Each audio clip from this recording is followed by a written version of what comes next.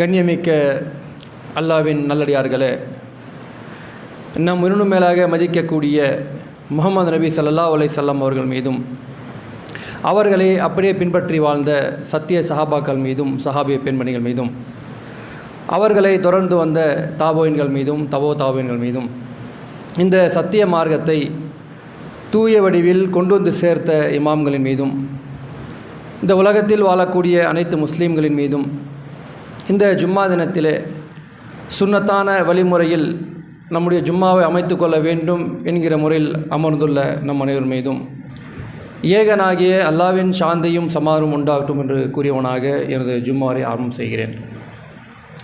கண்ணியமிக்க அல்லாவின் நல்லடியார்களே, இந்த சிறப்பிற்குரிய ஜும்மா நாளிலே எனக்கு வழங்கப்பட்டிருக்கும் தலைப்பு, நாம் செய்யக்கூடிய அனைத்து செயல்களும் அல்லாஹ்வுடைய திருப்திக்காகவே, லா இலாஹா இல்லல்லா முஹம்மது ரசூலுல்லாஹ் என்ற கலிமாவை முன்மொழிந்து அல்லாஹ்வை மட்டுமே வணங்க வேண்டும் என்கிற குறிக்கோளோடு வாழ்ந்து கொண்டிருக்கும் நாம் செய்யக்கூடிய எந்த ஒரு செயலாக இருந்தாலும் சரி, அமலாக இருந்தாலும் சரி, அந்த செய்யக்கூடிய அந்த செயல், அந்த அமல், அதை அல்லாஹ் தஆலா திருப்தி கொள்கிறானா? நாம் செய்யக்கூடிய அமல் அல்லாஹ் தஆலா பொருந்தி கொள்கிறானா என்று பார்த்துவிட்டுத்தான் லா இலாஹா இல்லல்லா முஹம்மது ரசூலுல்லாஹ் என்று கலிமா சொல்லிய ஒவ்வொரு முஸ்லீமும் தாம் செய்யக்கூடிய ஒவ்வொரு செயலிற்கும் நான் இந்த காரியத்தை செய்ய போகிறேன், இதிலே அல்லாஹ்விற்கு திருப்தி இருக்கிறதா என்று பார்த்துத்தான் செய்ய வேண்டும். ஏனென்று சொன்னால், உலகத்தில் வாழக்கூடிய இந்த வாழ்க்கையில் நாம் வேலை செய்யக்கூடிய ஒரு இடமாக இருக்கட்டும், அல்லது நம்மிடத்திலே வேலை செய்யக்கூடிய ஒருவராக இருக்கட்டும், தனக்கு மேலே இருக்கக்கூடிய ஒரு இடத்துல எப்படி நடந்து கொள்வார் என்றால், தான் வேலை செய்யக்கூடிய இடத்துல தன்னுடைய எஜமான் அவரிடத்திலே ஒரு செய்யக்கூடிய பணியை அவர் திருப்தி கொள்ள வேண்டும். ஒரு குறிப்பிட்ட நேரத்தில் அந்த பணி செய்யக்கூடிய ஒரு ஆள் வந்துவிட்டால் தன்னுடைய முதலாளிக்கு ஒரு திருப்தி, அல்லது தான் வழங்கிய வேலையை விட கூடுதலாக செய்துவிட்டால் தன்னுடைய எஜமானுக்கு திருப்தி. அந்த எஜமான் திருப்தி அடைய வேண்டும் இதற்காக வேண்டி வேலை செய்யக்கூடியவர்கள் பார்த்து பார்த்து செய்வாங்க. எப்படியெல்லாம் எஜமானை திருப்திப்படுத்த முடியும்? என்ன காரணம்? அவரிடத்தில் சிறந்த ஒரு பேர் வாங்கணும். சிறந்த ஒரு பேர் வாங்கிட்டோம்னா நமக்குன்னு சொல்லி ஏதாவது கூலி அதிகமாக கொடுப்பாங்க, அல்லது கூலி இல்லை என்றாலும் நமக்கு நற்பேர் இருக்குன்னு சொல்லி சாதாரணமாக இந்த உலகத்தில் வாழக்கூடிய வாழ்க்கையில் சமமாக இருக்கக்கூடிய மனிதன், இவனும் மனிதன் அவனும் மனிதன் தான், ஆனால் தனக்கு மேலே அவன் இருக்கிறான், அதனால் அவனை திருப்திப்படுத்த வேண்டும் என்கிற காரணத்தினால் வாழக்கூடிய மனிதன் தனக்கு மேலே இருக்கக்கூடியவனை திருப்தி செய்ய முயற்சி செய்கிறான். இப்போ நாம் லா இலாஹா இல்லல்லா முஹம்மது ரசூலுல்லாஹ் சொல்லிட்டோம். இந்த மார்க்கத்தில் நிலையாக இருக்கணும், எந்த நேரத்திலும் தடம் கொள்ளக்கூடாது, நேரான வழியில் பயணிக்கணும். அதற்கு நமக்கு மேலே இருக்கக்கூடிய மிகப்பெரிய எஜமானன் அவன் நம்ம மீது திருப்தி அடைய வேண்டும் இல்லையா? நாம் அவனை திருப்திப்படுத்த வேண்டும் இல்லையா? நாம் நேர்வழியில் பயணிக்க வேண்டும் என்றால், இந்த சத்தியத்தில் எப்போவுமே நிலைத்திருக்க வேண்டும் என்றால் நாம் அவனை திருப்திப்படுத்த வேண்டும், அவன் நம்மீது திருப்தி கொள்ள வேண்டும். இது நான் சொல்லலை, அல்லாஹ் தஆலா தன்னுடைய திருமறை சொல்லி காட்டான். சூரா அல் மாயிதாவில் சொல்லி காட்டுகிறான். என்ன சொல்கிறான்? யஹதி பில்லாஹி மன் இத்தபா ரிதுவானு சுபூல அஸ்ஸலாமி ஓ யுஹ்ரிஜு மினஸ்ஸலாமாத்தி. அவனது திருப்தியை நாடுவோருக்கு இதன் மூலம் அல்லாஹ் ஈடேற்றத்தின் மூலமாக வழியை காட்டுகிறான். அல்லாஹ்வுக்கு நீங்கள் திருப்தி அடையணும்னு சொல்லி எண்ணிக்கொண்டு நீங்கள் அவனுக்காக நல்ல மல்லிகை செய்து கொண்டிருக்கிறீர்கள். இலா அந்நூரி பிஸ்னிஹி ஒய்திஹும் இலா சிராத்தின் முஸ்தகீம். இருளிலிருந்து வெளிச்சத்திற்கு கொண்டு வருவான், அவன் உங்களுக்கு நேரான வழியை காட்டுகிறான். அல்லாஹ் நீங்கள் செய்யக்கூடிய ஒவ்வொரு அமல்லையும் திருப்தி அடைய வேண்டும். அவன் நான் செய்யக்கூடிய அமலில் திருப்தி அடைந்து கொள்ள வேண்டும், என் மீது திருப்தி கொள்ள வேண்டும் சொல்லி நீங்கள் செய்யக்கூடிய ஒவ்வொரு செயல்களும் அவனுக்காக தான் செய்கிறேன், அவனுக்காக எல்லாம் எதுவுமே கிடையாது. நான் செய்யக்கூடிய தான தர்மங்கள், நான் தொழக்கூடிய தொழுகைகள், நான் வைக்கக்கூடிய நோன்பு, நான் கொடுக்கக்கூடிய ஜக்காத்து, நான் செய்யக்கூடிய ஹஜ்ஜு அனைத்துமே இந்த உலகத்திற்கு காண்பதற்காக வேண்டி இல்லை. நான் செய்யக்கூடிய ஒவ்வொரு செயல்களும் அல்லாஹ்வுடைய திருப்திக்காக தான் செய்கிறேன். நான் நோன்பு வைக்கிறேன்னா அல்லாஹ்விற்காக செய்கிறேன், அவனுடைய திருப்தி எனக்கு வேண்டும். நான் ஹஜ்ஜுக்கு போகிறேன்னா அல்லாஹ்வுடைய திருப்தி உலக மக்கள் காண்பதற்காக இல்லை. நான் ஜக்காத்து கொடுக்குறேன்னா அல்லாஹ்வுடைய திருப்தி, அல்லாஹ் கொடுக்க சொல்லியிருக்கிறான். ஜும்மாவுக்கு வந்திருக்கிறோம், எதற்காக வந்திருக்கிறோம்? வாரம் வாரம் ஒரு நாள் ஜும்மா போய் தொழணும், அதற்காக வந்திருக்கிறோம். வாரத்தில் ஒரு நாள் அரை மணி நேரம் போய் உக்காரணும். ஜும்மாவுக்கு போகலைன்னா லேட்டாக வந்தால் கேள்வி கேட்பாங்க, பேசக்கூடியவர்கள் கேள்வி கேட்பாங்க, நிர்வாகிகள் கேள்வி கேட்பாங்க, அல்லது அல்லாஹ்வின் மீது அக்கறை உள்ளவர்கள், மார்க்கத்தின் மீது பிடிப்பு கொண்டவர்கள் ஏன் நீங்கள் லேட்டாக சொல்லி கேள்வி கேட்பாங்க. அதற்காகவா ஜும்மா இங்கே உட்காந்துருக்குறோம்? அதற்காக ஜும்மாவுக்கு இந்த உரைகள் கேட்டுக்கொண்டிருக்கிறோம்? ஜும்மாவுடைய தொழுகை அதுக்காக தொழுகிறோம். ஒவ்வொருத்தருடைய எண்ணம் என்ன இருக்கிறது? ஜும்மா என்றால் அல்லாஹ்வுடைய திருப்தி எனக்கு வேணும். அல்லாஹ் தான் ஜும்மா கடமையாக்கி விட்டான், அந்த ஜும்மா என்ன அட்டன் பண்ணணும். எதற்கு? பள்ளிவாசலில் மக்கள் மத்தியில் காண்பதற்காக வேண்டியா? எதற்கு ஜும்மாவுக்கு வர்றோம்? அல்லாஹ்வுடைய திருப்தி, அல்லாஹ் என் மீது திருப்தி கொள்ள வேண்டும், இதற்காகத்தான் இந்த ஜும்மாவுக்கு வந்து கொண்டிருக்கிறோம். இந்த மாதிரி ஒவ்வொரு செயல்களும் நாம் செய்யக்கூடிய எந்த ஒரு பணியாக இருக்கட்டும், அல்லாஹ்வுடைய திருப்தி நமக்கு கிடைக்க வேண்டும் என்று அந்த ஒரு எண்ணத்தில் தான் செய்ய வேண்டும். எந்த காரியமாக இருக்கட்டும், ஒரு மார்க்க பணி செய்கிறோம், போகலைன்னா நிர்வாகிகள் தான் நினைப்பாங்க, ஜமாத்தார் தான் நினைப்பாங்க. அதற்காக வேண்டிய தேவையில் அவசியமே இல்லை. நான் செய்யக்கூடிய செயல் அல்லாஹ் என் மீது திருப்தி கொள்ள வேண்டும், அல்லாஹ் என் மீது திருப்தி கொள்ள வேண்டும். நான் செய்யக்கூடிய ஒவ்வொரு அமல்களும் அவன் பொருந்தி கொள்ள வேண்டும். இதற்காகத்தான் நம்முடைய வாழ்க்கை அமைத்துக் கொள்ள வேண்டுமே தவிர, யாரோ 4 பேர் பார்க்குறேன் அதற்காக வேண்டி ஜக்காத்து கொடுக்குறேன், பக்கத்து வீட்டுக்காரன் ஹஜ்ஜுக்கு போயிட்டு நான் போகலை அதற்காக ஹஜ்ஜுக்கு போகிறேன், இது அவசியமே இல்லை அல்லாஹ்விற்கு, இது தேவையே இல்லை. எல்லாமே நோன்பு வைக்கிறாங்க, நான் மட்டும் சாப்பிட்டு நல்லா இருக்காது அதனால் நோன்பு வைக்கிறேன். எல்லாமே பள்ளிவாசலும் தொழுகிறாங்க, நான் மட்டும் வீட்டில் நல்லா இருக்காது அதனால் பள்ளிவாசலும் தொழுகிறேன். இந்த அமல்கள் அல்லாஹ்வுக்கு தேவையற்றது. நீங்கள் செய்யக்கூடிய ஒவ்வொரு அமல்களும் என்னை நினைத்து நீங்கள் செய்ய வேண்டும். அல்லாஹ்வுடைய தூதருடைய காலகட்டத்தில் நாம் செய்கிறவர்கள் இந்த அமல்கள் எல்லாமே சின்ன சின்ன அமல்கள். தொழுகிறது பெரிய விஷயமா? ஒரு மலையை புரட்டக்கூடிய விஷயமா? நாம் தொழுகிறோமே பாரதூரமான விஷயமா? ஒரு 10 மணி நேரம் படிக்கக்கூடிய விஷயமா? ஒன்றுமே இல்லை. 5 நிமிஷம் 10 நிமிஷம் வேலை, பெரிய விஷயமே கிடையாது. அது நம்ம கடமை வேறு. நாம் தான தர்மம் கொடுக்குறோம், இருக்கிற சொத்தெல்லாம் அள்ளி கொடுத்துறோமா? நாம் நமக்கு இருக்கக்கூடிய ஏதோ ஒரு பகுதி தான் பிரித்து தர்றோம். நமக்கு இருக்கக்கூடிய அந்த பொருளாதாரம் ஒரு கொஞ்சம் பிரித்து தரோம், அவ்வளோதான். மொத்தமாக இல்லை, கொடுக்கல. அப்படி எந்த ஒரு அமல்கள் பார்த்து கொண்டாலும் ஏதோ அப்படி செய்து கொண்டு தான் இருக்கிறோமே தவிர பெரிய அளவில் சொல்கிற மாதிரி இல்லை. ஆனால் சஹாபாக்கள் சில அமல்களை செய்திருக்கிறார்கள். அந்த அமல்கள், அவர்கள் செய்த அமல்கள், அந்த அமல்களுக்கே அல்லாஹ்வும் அல்லாஹ்வுடைய தூதரும் எச்சரிக்கிறாங்க. இந்த அமல்கள், நீங்கள் செய்யக்கூடிய அமல்கள் இந்த உலகத்திற்காக இருந்துவிடக்கூடாது, உலக ஆசைக்காக இருந்துவிடக்கூடாது. நீங்கள் எந்த செயல் செய்தாலும் அது அல்லாஹ்வுடைய திருப்திக்காக இருக்க வேண்டும் என்று அல்லாஹ்வுடைய தூதர் சொல்லி காட்டுறாங்க. எந்த அமலுக்கு தெரியுமா? மக்காவில் வாழ முடியாத ஒரு சூழல், சஹாபாக்கள் எல்லாமே மக்காவில் பிரச்சாரம் செய்ய முடியாத ஒரு நிலைமை, லா இலாஹா இல்லல்லாஹ் முஹம்மது ரசூலுல்லாஹ் கலிமா சொல்ல முடியாத ஒரு கட்டம். அப்படிப்பட்ட ஒரு நேரத்தில், வாழ முடியாத கட்டத்தில், தன்னுடைய உடைமைகளை விட்டுவிட்டு, பொருளாதாரத்தை விட்டுவிட்டு, சொந்த பந்தங்களை விட்டுவிட்டு, அனைத்தையுமே துறந்து விட்டு, சொந்த ஊரை விட்டு ஒருத்தன் போகணுன்னா சாதாரண கஷ்டம் இல்லை. ஒரு மாதம் ஊரை விட்டு போய் தங்கி பாருங்கள், தெரியும். எங்கேயாவது ஒரு மாதம் வேணாம், 2 நாள் போய் தங்கி பாருங்கள் ஊரை விட்டு போயிட்டு. அதனுடைய கஷ்டம், அதனுடைய வேதனை, அதனுடைய வலி. குடும்பத்தாரை விட்டுட்டோம், சொந்த பந்தம் விட்டுட்டோம், மனைவி விட்டுட்டோம், நம்முடைய சொத்து அங்கே இருக்கிறது, பொருளாதாரம் இருக்குது, கடை இருக்கிறது. அது சாதாரண கஷ்டமே இல்லை. காலையில் போய் மாலை வர்றவங்க திரும்பி வீட்டுக்கு எப்போ போய் வீட்டில் கால் வைக்கலாம், எப்போ ஊரில் கால் வைக்கலாம். புலிகர் வந்துட்டால் ஊர் வந்த மாதிரி, தர்மபுரி வந்துட்டால் ஊர் வந்த மாதிரி மனசில் தோணுதில்லை. ஒரு ஊர் என்பது, அந்த ஊரை திறந்துவதுன்னு சாதாரண விஷயம் இல்லை. அப்படிப்பட்ட ஒரு நிலை சஹாபாக்கள் அந்த ஊரை விட்டு, அந்த மக்களை விட்டு, சொந்த பந்தங்களை விட்டு, பொருளாதாரத்தை விட்டு, தன்னுடைய நிலங்களை விட்டு ஹிஜ்ரத் செய்து மதீனாவுக்கு வர்றாங்க. மக்காவை விட்டு மதீனாவுக்கு அனைத்தையுமே விட்டு வெறும் துணியோடு வர்றாங்க.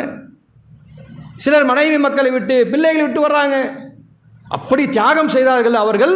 அவர்களுக்கு அல்லாஹ்வுடைய தூதர் சொல்லி காட்டுறாங்க, செயல்கள் அனைத்துமே எண்ணங்களை பொறுத்து அமைகிறது. நம்முடைய செயல்கள், எந்த செயல் செய்தாலும் நம்முடைய எண்ணங்களை அமைத்து இருக்கிறது. யார் எதை எண்ணி பயணம் மேற்கொள்கிறாரோ, யார் எதை எண்ணி அமல்களை செய்கிறார்களோ அது அவருக்கு கிடைக்கும் சொல்கிறாங்க.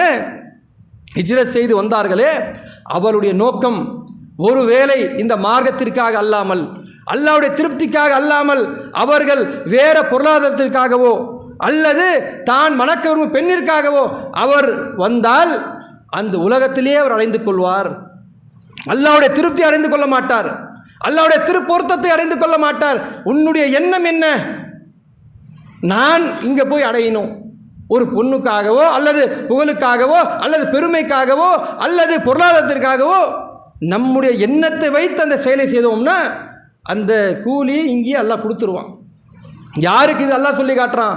ஹிஜ்ரத் செய்து அல்லாஹ்விற்காக வேண்டி அனைத்துமே திறந்து விட்ட அந்த சஹாபாக்களை பார்த்து சொல்கிறான், உங்களுக்கு எண்ணம் இந்த மாதிரி வந்துடக்கூடாது, திருப்பொருத்தம் என்பது திருப்தி என்பது எனக்காக இருக்க வேண்டும் சொல்லி அல்லாஹ்வுடைய தூதர் சொல்லி காட்டுறாங்க.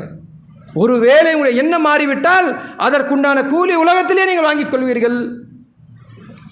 இது மட்டும் இல்லை, சஹாபாக்கள் அல்லாஹ்வுடைய அந்த தூதருடைய திருப்தி, அல்லாஹ்வுடைய அந்த திருப்தி, நாம் செய்யக்கூடிய ஒவ்வொரு செயலும் இந்த உலகத்தில் இவர் பார்க்கணும், அவர் பார்க்கணும், இவருக்காக அவருக்காக அந்த மாதிரி இல்லாமல் அல்லாஹ்வுடைய திருப்பொருத்தம் மட்டும்தான் எனக்கு வேண்டும் என்று சஹாபாக்கள் களத்தில் இறங்கினார்கள். வரலாறுகளை கொஞ்சம் புரட்டி பார்க்கணும், வரலாறுகளை அவ்வப்போது நாம் கேட்கணும். கேட்கக்கூடிய அந்த வரலாறுகள் வெறும் காதில் கேட்டுவிட்டு கடந்து போகக்கூடிய வரலாறுகள் இல்லை. படிக்கக்கூடிய கேட்கக்கூடிய வரலாறுகள் நம்முடைய வாழ்க்கையில் அமலாக வர வேண்டும். அல்லாஹ்வுடைய தூதர் ஹிஜ்ரத் செய்து மக்காவுக்கு மதீனாவுக்கு வந்துட்டாங்க. மதீனாவுக்கு வந்த உடனே மதீனாவை சந்தித்து சில மாதங்கள்லேயே பத்ரு போர் என்ற போர்க்களம் நடைபெறுகிறது. அது ஒரு பெரிய வரலாறு, தனி சப்ஜெக்ட். அந்த போர்க்களம் முடிஞ்ச உடனே 1-2 மாதத்தில் உஹது போர்க்களத்தை சந்திக்கிறாங்க. மக்காவுக்கு மதீனாவுக்கு வந்த உடனே முதல் போர்க்களம் பத்ரு போர்க்களம். அந்த போர்க்களம் முடித்த உடனே உஹது போர்க்களம். எப்போ? பத்ரு போர் ஹிஜ்ரி 2ஆம் ஆண்டு 17ஆம் தேதி பத்ரு போர் ரம்ஜானில் நடக்குது. உஹது போர் அப்படியே 1.5 மாதம் ஷவ்வாலில் கிட்டத்தட்ட போர், ஒரு 1.5 மாதம் கிட்டத்தட்ட போர் வந்துடுது. என்ன உஹது போர்? அந்த போர்க்களத்தில் இந்த உஹது போர் என்பது மிக நீண்ட ஒரு வரலாறு. சுருக்கமாக அந்த சஹாபாக்கள் அல்லாஹ்வோடு எப்படி திருப்தி கொண்டார்கள், அல்லாஹ்வுடைய திருப்பொருத்தத்தை எப்படி அடைந்து கொண்டார்கள் சொல்லி வரலாறுகள் ஹதீஸ்களில் பதியப்பட்டிருக்கிறது. அதுதான் நம்முடைய வாழ்க்கையில் எடுத்துக்கொள்ள வேண்டும். உஹது போரை சஹாபாக்கள் சந்திக்கிறாங்க. அந்த உஹது போர் சந்திக்கக்கூடிய நிலைமை எப்படிப்பட்ட நிலைமைன்னா, சுருக்கமாக உஹது போரை பற்றி நான் உங்களுக்கு சொல்லுகிறேன். எதிரிகள் 3000 நபர்கள் கிட்டத்தட்ட மக்காவிலிருந்து இந்த மார்க்கத்தை அளிக்க வேண்டும், அல்லாஹ்வுடைய தூதரை கொல்ல வேண்டும்ங்கிற நோக்கத்தில் 3000 நபர்கள் வந்திருக்கிறாங்க உஹது போர்க்களத்தில். அல்லாஹ்வுடைய தூதரும் சஹாபாக்களும் இந்த செய்தி அறிந்துவிட்டு கிட்டத்தட்ட 800 முதல் 1000 வரை நபர்கள், சஹாபாக்களும் அல்லாஹ்வுடைய தூதரும் இவர்கள் கிளம்பி போகிறாங்க. அதாவது 3க்கு 1 எதிர்குதிராக போகிறாங்க. போன உஹது போர்க்களத்தில் போர் நடைபெற ஆரம்பிக்கிறது. 3000 நபர்களை இந்த 800, 900, 1000 சுற்றம் இருக்கிறாங்கல்ல, அல்லாஹ்வுடைய தூதரோடு பயணித்த சஹாபாக்கள் அவர்கள் எதிரணி 3000 நபர்களை விரட்டி அடிக்கிறாங்க. தாக்கு பிடிக்க முடியாமல் விரண்டு ஓடுறாங்க. யார்? எதிரில் வந்த எதிரிகள். தாக்கு பிடிக்க முடியல, எதிரில் ஓடுறாங்க. சரி, ஓடின உடனே இவங்க எல்லாமே என்ன நினச்சிட்டாங்கன்னா, அல்லாஹ்வுடைய தூதரும் சஹாபாக்களும் எல்லாமே, அல்லாஹ்வுடைய தூதர் தவிர்த்து சஹாபாக்கள் எல்லாமே விரண்டு ஓடிட்டாங்க, அவ்வளோதான் போர் முடிஞ்சுன்னு நினைக்கிறாங்க. சில ஏற்பாடுகள் தூதர் செஞ்சுருந்தாங்க. மேலே மலைக்கு மேலே நில்லுங்க, நின்றுட்டு நீங்கள் பாருங்கள், எதிரிகள் போன பின்னாடி தான் வரணும், நான் சொன்னால் தான் இறங்கணும் நாளைய தூதர் சொன்னாங்க. ஆனால் சஹாபாக்கள் என்ன பண்ணாங்க, கிளம்பி போயிட்டாங்களேன்னு சொல்லி கீழே இறங்கி வர்றாங்க. வரக்கூடிய சமயத்தில் அந்த எதிரிகள் என்ன பண்ணுறாங்க, அப்படியே சுற்றிக்கிட்டு பின்னாடி வழியாக வந்து அடிக்கிறாங்க. இப்படி ஓடினவங்க வேறொரு வழியாக சுற்றி கொண்டு பின்புறமாக வந்து அடிக்கிறாங்க. அல்லாஹ்வுடைய தூதர் சஹாபாக்கள் அதில் மிக முக்கியமான நபித்தோழர்கள் எல்லாமே கொல்லப்படுறாங்க, ஷஹீதாகிறாங்க. ஹம்சா ரலியல்லாஹு அவர்கள், முஸாப் பின் உமைர் அவர்கள், மிக பிரபலமான சஹாபாக்களும் ஷஹீதாகிறாங்க, கொல்லப்படுறாங்க. 70க்கும் மேற்பட்ட சஹாபாக்கள். எந்த அளவுக்கு என்றால் அல்லாஹ்வுடைய தூதருடைய அந்த முகக்கவசம் இருக்கிறது, அது அப்படியே அடித்து நுறக்கப்பட்டு பல்லு உடஞ்சிருச்சு அல்லாஹ்வுடைய தூதருக்கு. ஒரு பக்கம் அல்லாஹ்வுடைய தூதர் மௌத்தாயிட்டாங்க, மறந்து விட்டாங்க, வதந்தி பரவுது. சஹாபாக்கெல்லாம் என்ன பண்ணுறாங்கன்னா, அல்லாஹ்வுடைய தூதரே முடிஞ்சு போச்சு, அவ்வளோதான், மௌத்தாயிட்டாங்களா, இப்போ கிளம்பி போகலாம்.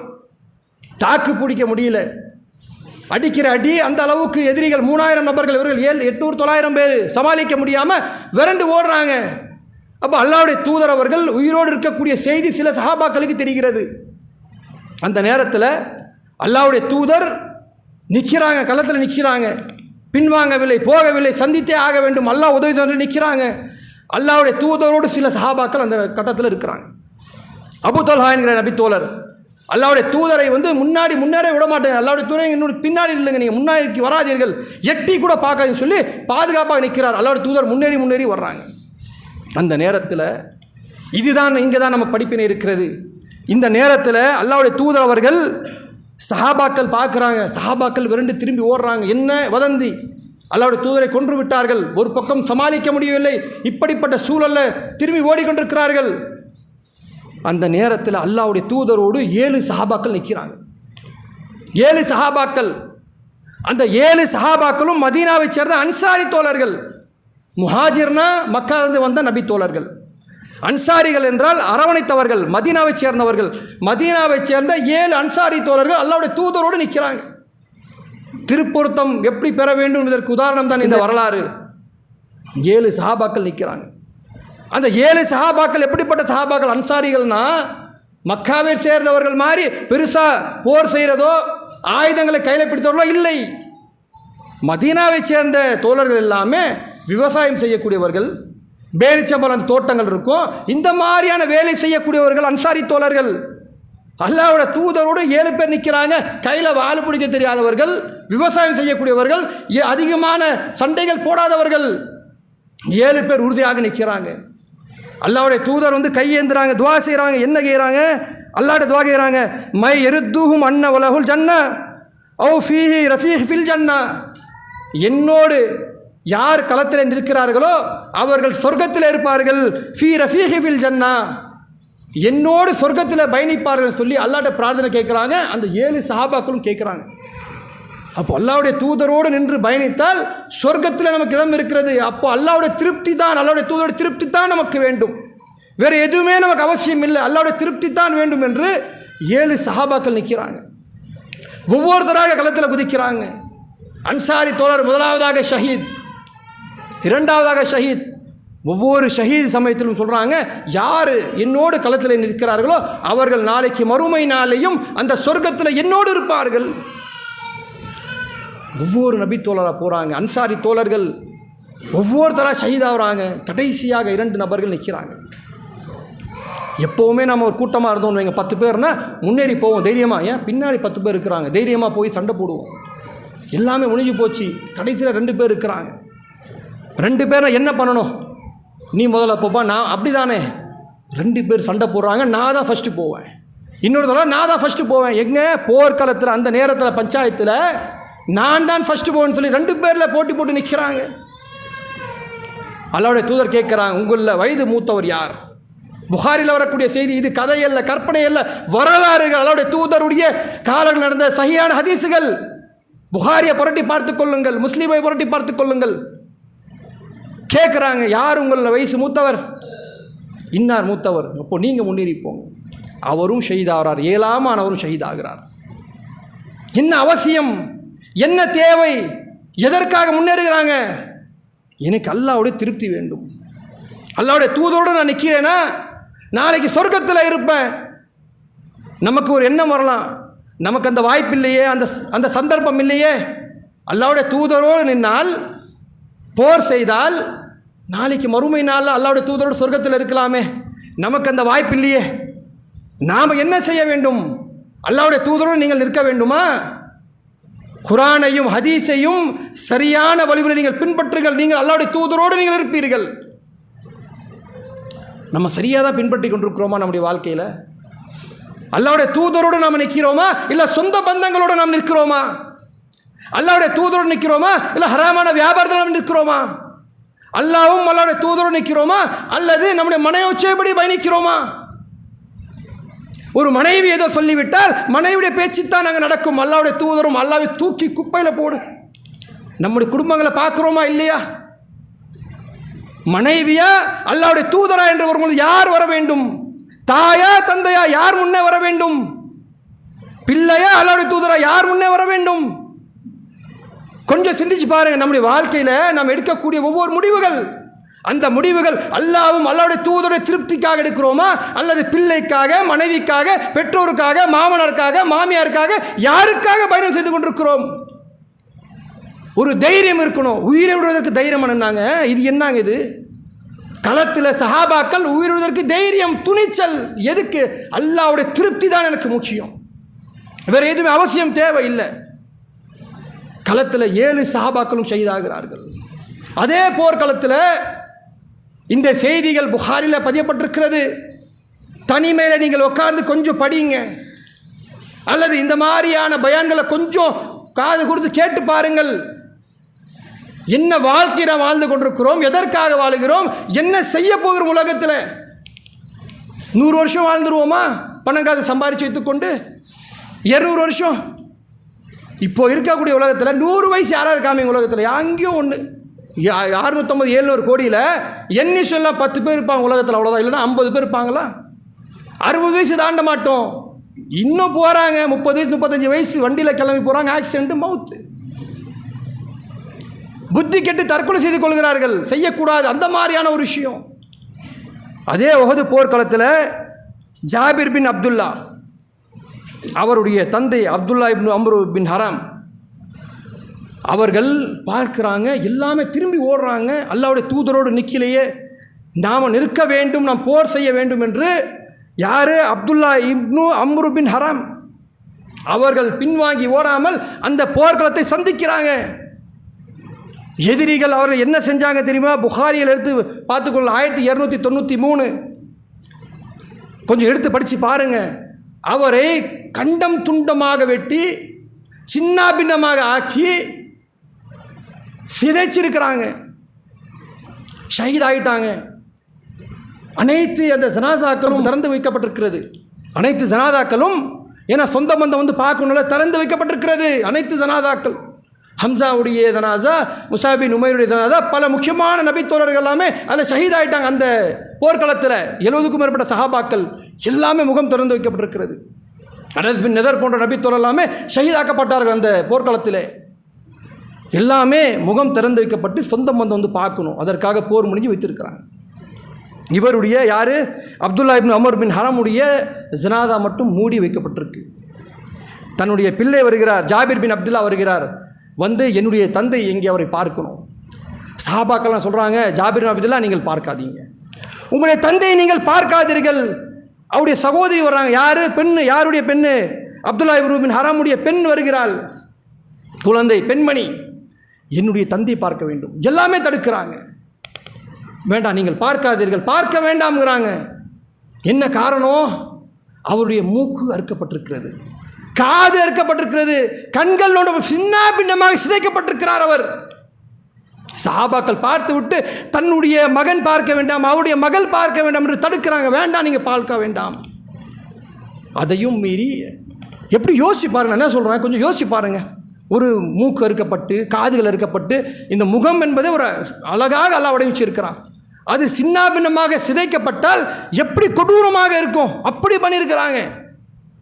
பார்க்க வேண்டாம், தடுக்கிறாங்க. மீறியும் அவருடைய மகளும் அவருடைய மகன் ஜாபிர் பின் அப்துல்லா பார்க்குறாங்க. பார்த்து விட்டு கண்ணீர் விட்டு அழுகிறாங்க. அழும்போது அல்லாஹ்வுடைய சொல்கிறாங்க, தபிக்கு விலாயத்தாவைக்கு, நீங்கள் அழுந்தாலும் சரி, நீங்கள் அழாமல் இருந்தாலும் சரி, அவர்கள் அல்லாஹ்வுடைய திருப்தியை எப்படி பெற்றிருக்கிறார்கள் என்று தெரியுமா? அவர் எப்படி அல்லாஹ்வுடைய திருப்தியை பெற்றுக்கொண்டார் தெரியுமா? அல்லாஹ் அவர் எப்படி பொருந்தி கொண்டான் தெரியுமா? அல்லாஹ்வுடைய தூதர் சொல்கிறாங்க, அவர் அந்த கபரில் இறக்கப்படும் வரை மலக்குமார்கள் தன்னுடைய இறக்கைகளால் நிழல் கொடுத்து கொண்டிருக்கிறார்கள். எப்படிப்பட்ட ஒரு பாக்கியம் பாருங்க.